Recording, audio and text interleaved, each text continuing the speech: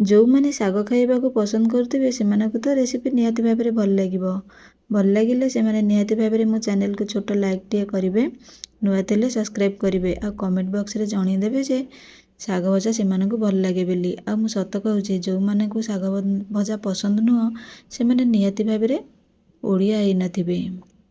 ମୋର ପୂର୍ବ ଭିଡ଼ିଓରେ ମୁଁ ଆପଣମାନଙ୍କୁ ଶାଗ ଭଜାର ରେସିପି ଦେଇଛି। ମୁଁ ଯେବେ ବି ଆପଣମାନଙ୍କୁ ମୁଁ ଶାଗ ଭଜାର ରେସିପି ଦେଇଛି ଆପଣମାନଙ୍କର ବହୁତ ସାରା ଭଲ ପାଇବା ମୋ ପ୍ରତି ଆସିଛି। ଆଜି ମୁଁ ପୁଣି ଖୁସି ହେଇକିରି ଆପଣମାନଙ୍କୁ ପୁଣି ଶାଗ ଭଜାର ରେସିପିଟା ଦେଉଛି। ମୋର ଏଇଠି ମିକ୍ସ ଶାଗ ଅଛି, ମୁଁ ତାକୁ ଭଲସେ କାଟି ଦେଉଛି।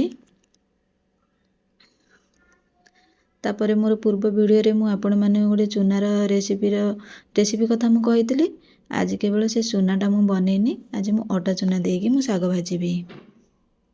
ସବୁ ଶାଗ ଗୁଡ଼ାକ ମୁଁ ତାକୁ ଚୁନା ଚୁନା କରି କାଟି ସାରିଲାଣି। ଏଠି ମୁଁ ଅଟା ଚୁନା ନେଇଯାଇଛି, ତାକୁ ଆମେ ଅଳ୍ପ ସମୟ ପାଇଁ ଭାଜିବା, ତାର ଯେମିତି କଞ୍ଚା ବାସ୍ନାଟା ଯିବା ପର୍ଯ୍ୟନ୍ତ।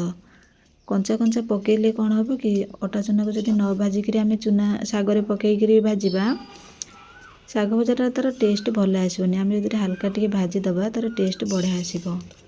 ବେଶୀ ଭାଜିବାନି, ଅଳ୍ପ ଖାଲି କଞ୍ଚା ବାସ୍ନାଟା ଯିବା ପର୍ଯ୍ୟନ୍ତ ଆମେ ତାକୁ ଭାଜିବା। ଚୁନା ତ ରେଡ଼ି ହେଇଗଲା, ଶାଗ ଭଜା ବି କାଟି ସାରିଲାଣି। ସେଇ ସେମ୍ କଢ଼େଇରେ ମୁଁ ତେଲ ଦେଇକିରି ଜିରା ସୋରିଷ ମୁଁ ପକେଇ ଦେଉଛି। ତାପରେ ଅଳ୍ପ କିଛି ରସୁଣ ପକେଇ ଦେଉଛି। ରସୁଣ ବିନା ଯେମିତି ଶାଗ ଭଜା ଅଧୁରା। ମୋତେ ତ ବେଶୀ ଭଲ ଲାଗେ ରସୁଣ ପକେଇକି ଶାଗ ଭାଜିକି ଖାଇଲେ।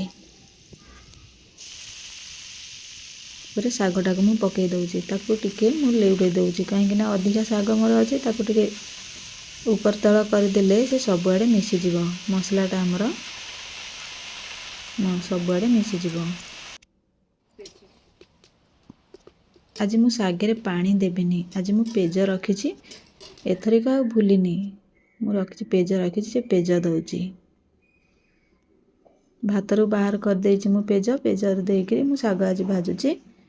ଆଉ ଅଟା ଚୁନା, ସତରେ ଏତେ ଟେଷ୍ଟି ଅଟା ଚୁନା ପକେଇକି ଭାଜିଲେ ଶାଗ ଭଜା। ସ୍ୱାଦ ଅନୁସାରେ ଲୁଣ ଦେଇକି ପେଜ ମୁଁ ଦେଇଦେଇଛି। ବାସ୍ ଖାଲି 2 ମିନିଟ୍ ପାଇଁ ଆମେ ତାକୁ ଘୋଡ଼େଇବା। ବେଶୀ ସିଝିଗଲେ ଶାଗର ଟେଷ୍ଟ କମିଯିବ। ଆଉ ଯେଉଁ ଅଟା ଚୁନାଟାକୁ ରଖିଥିଲେ ଏଇ ସମୟରେ ଆମେ ପକେଇଦେବା। ତା ସହିତ ଶାଗ ସହିତ ତାକୁ ଭଲସେ ମିଶାଇ ଦେଇକିରି ଯେଉଁ ଆମର ଡାଲି ଚାମଚ, ସେ ଡାଲି ଚାମଚ ସାହାଯ୍ୟରେ ଆମେ ତାକୁ ଘୋଟିଦେବା। ଘୋଟି ଦେଲେ ତାର ଅସଲ ଟେଷ୍ଟ ବାହାରିବ ଶାଗର। ରେଡ଼ି ହେଇଗଲା ଆମର ଚୁନା ପକା ଶାଗ ଭଜା, ଅଟା ଚୁନା ଦେଇକିରି ଶାଗ ଭଜା। ଭିଡ଼ିଓ ତ ଆପଣମାନଙ୍କୁ ନିଶ୍ଚିନ୍ତ ଭାବରେ ଭଲ ଲାଗିଥିବ। ଭଲ ଲାଗିଲେ ଛୋଟ ଲାଇକ୍ଟିଏ କରିବେ। ଶାଗର କଲର୍ରୁ ହିଁ ଦେଖିକିରି ଆପଣମାନେ ଜାଣିପାରୁଥିବେ ଶାଗର ଟେଷ୍ଟ କେମିତି ହେଇଥିବ। ମୋ ଭିଡ଼ିଓଟି ଆପଣମାନଙ୍କୁ କିପରି ଲାଗିଲା, ଲାଇକ୍, ସେୟାର, ସବସ୍କ୍ରାଇବ୍ କରିବାକୁ କେବେ ବି ଭୁଲିବେନି। ଆଉ କମେଣ୍ଟ ବକ୍ସରେ ଜଣାଇବାକୁ କେବେ ବି ଭୁଲିବେନି। ରହୁଛି, ନମସ୍କାର।